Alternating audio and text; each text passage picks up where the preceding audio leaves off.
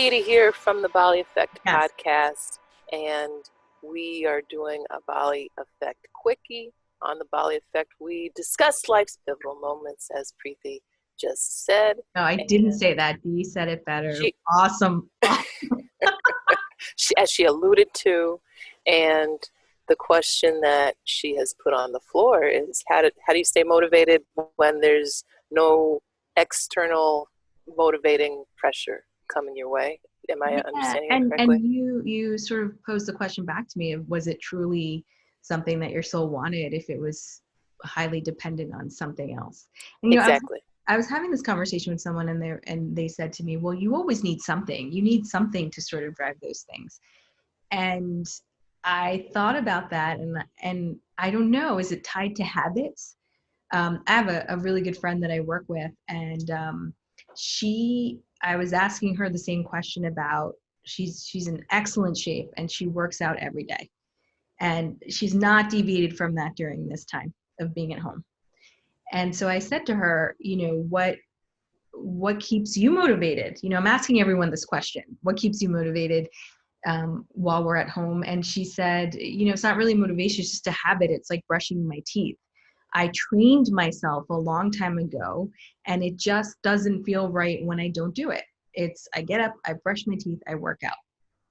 So then I started thinking, is it a habit thing? And maybe I never had those things ingrained because it was always around moments and external things. And so I started just kind of playing around with the idea of, yeah, I mean, is it really that important to me if I'm not doing it right now? Or is it really about trying to figure out how to do things for me? And isn't that enough of a motivating factor? Isn't that a bigger motivating factor than a wedding or a trip? I don't know. I think the answer might be pretty complex because even the things that might from the outside look like, rebellion, something as small as, I no longer have to be on the train by X o'clock in order to get to the office by da da da. So now I'm not going to wake up at that time. Doesn't mean that I lack the discipline. I did that for years. At this point in time, I don't have to. And so even though I have to now get on the Zoom by X o'clock or whatever, I'm going to sleep in. Does it mean I've fallen off?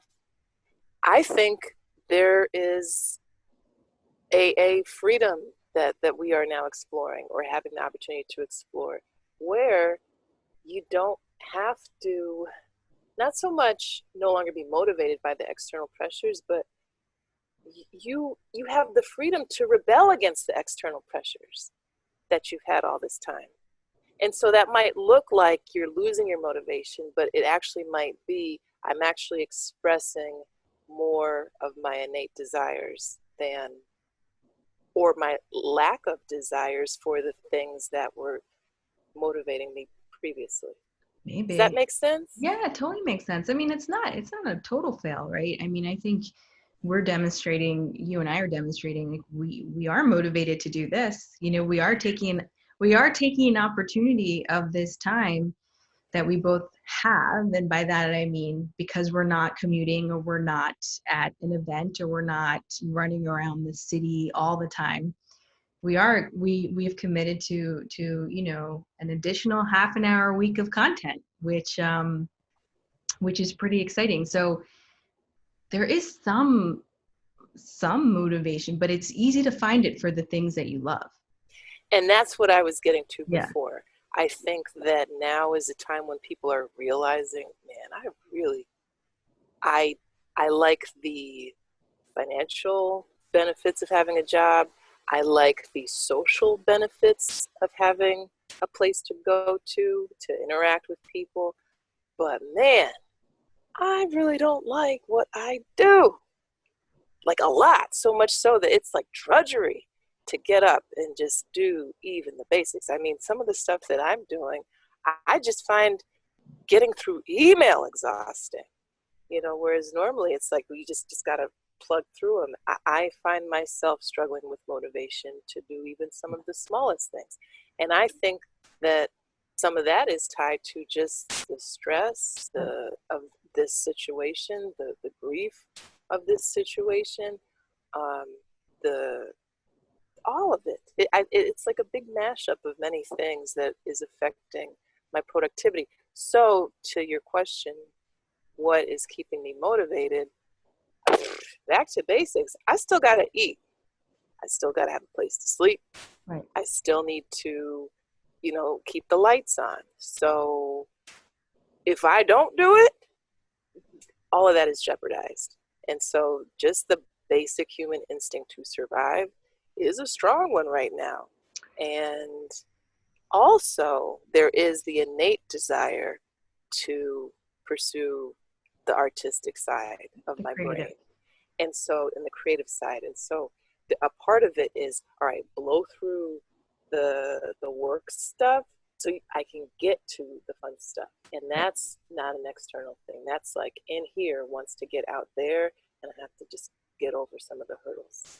Yeah, and I think you bring up the fundamental point of this too is, if the motivation is simply to survive, that is a great motivator and a great place to start and end. Like if the only thing that is happening now is that you are motivated only to survive, I think that's okay.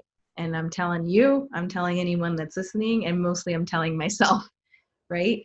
And so I don't know where this will end up, this video, right? Because we're in the middle of trying to, up our content distribution game. But I'd love for anyone who is watching this to tell us how you stay motivated. I'd love to hear what folks are doing. It's not often you get an opportunity to really, you talk to your friends and you talk to people that you're close to, and you kind of know how they're motivated. But I'd love to hear what, any sort of suggestions. Like, I pick Wednesdays and one day a week where I say you're gonna kill it all day. That's it. Just one day a week, And girl, you kill it every day of the week. I think there are certain things that have felt good to sort of let go of, but that are still important to me. And a lot of that is around fitness, to be quite honest, and food. And I've always had a sort of up and down relationship with that, just in terms of physicality versus nutrition versus what makes me feel good, what makes me, kind of feel sluggish. And that part of it has really, that I can't seem to get back into that motivation of saying to myself, well, if you do, you don't eat carbs, you feel great. And yet that step of understanding to doing, there's a big gap currently. Well, Auntie Oprah once said, people don't get what they want, they get what they believe. And the question that it just comes to me with you saying that, do you believe that you can give up the carbs or whatever? Or not so much the method, the method itself, but that you can have optimal health. Do you believe that you can get there, and do you believe that you deserve to be there? I do, and I've done it before. I think the real question is, do I believe I can sustain it? And so there's a little bit of like, you end up in the same place you go through months of this, it's like, it's the year's always been broken up into like at least for the past few years, it's like Jan through July is kind of whatever. I come back from India, I've had a great time, eating whatever I want there. And then around July 15th, I'm like, I have the next, 6 months to just sort of, really get in good shape. And then that seems to be my cycle. And so again, like there is no cycle here now. It's sort of an endless continuum of, days. And so Yeah, I mean, I think I do believe it, but that's another interesting topic, which probably would take us another, um, that's another quickie we should do. All right. Well, what are you doing it for? Other than, okay, so I can look a certain way. It's not even look, it's feel. It Okay. is actually feel. I think that um, I just feel better when I do certain, everyone feels better, when they move their body and work out. I feel good when I eat a highly like indulgent meal though too. So Sure. which feeling is better? Well, I think it's actually short term versus long term. In the short term, immediate satisfaction, that meal is delicious. I can tell you 100% of the time, 3 or 4 hours later, I am not feeling that great. I can tell you 100% of the time, I wake up the next morning and I'm like, oof. And some of that is, your body changes and responds to different things, but Hmm.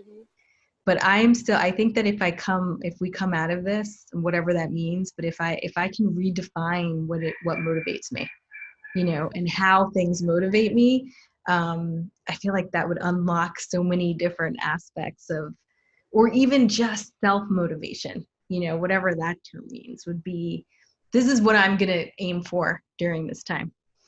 Yeah, and in your time of meditation, like ask yourself, what do I truly want and how does fitness tie into that or how can it? Because the feelings, like you say, it's all over the place. Right. But I know there is something greater that can. It's in there. You are one of the most like strong-willed people that I know, and I mean that in the best way. And I think for me, yes, survival is a motivator right now, and another motivator that I'm just now in this conversation and realizing that I have is the like internal desire to just not just survive, but do the best that I can Yeah. under such restrictions. Like, so, okay, I can't go many places for long. I can't see people. I can't, do the things that I used to do. So, what can I do to the greatest possibility with a little bit of, agency that I have? And for me, I've changed my what I'm eating just in response to that. Like, I'm gonna cook for me what is like a gourmet-ish meal, and I've never cooked this much in my life, ever. And I'm gonna use good ingredients, and I'm gonna take my time, and I'm gonna slice this stuff. I'm gonna up my knife game, like all that stuff. Yeah. And simply I think it gives me a feeling of power and control um, in a time where I just feel like I have so little. Right. Um, but it's also like, but this is me just trying to make the most of it, like truly the most of it. And that I think also ties into the stuff of like, I want to get to the creative stuff because that's me taking back some of what has been, feels like so much has been taken away. Yeah. So it's a new motivator, but it's working. Hey, that's the thing, right? You got to find what works for you, and that's why I want to know what's working for everyone else, so I can sort of figure out what's happening Right. over here. The email is still a struggle. I'll be for real. But if anybody wants to seriously send us suggestions. We love to learn, and we're trying to do the adjusting and the pivoting Yeah. that is necessary to keep on going. So how can they reach us, Preeti? They can reach us on Instagram at the Bali Effect, the The underscore or Bali Bali underscore underscore effect. effect. Yeah, you can slide into our DMs. We also have a Gmail account, the Bali Effect at gmail.com. We're happy to get any emails, and yeah, we'll chat with you. We'd love to hear what motivates you. On that note, I think it's the end of this quickie Scene. scene. We'll be back with some other fun stuff to talk to you about, but until then, take care. Bye. Bye, Dee.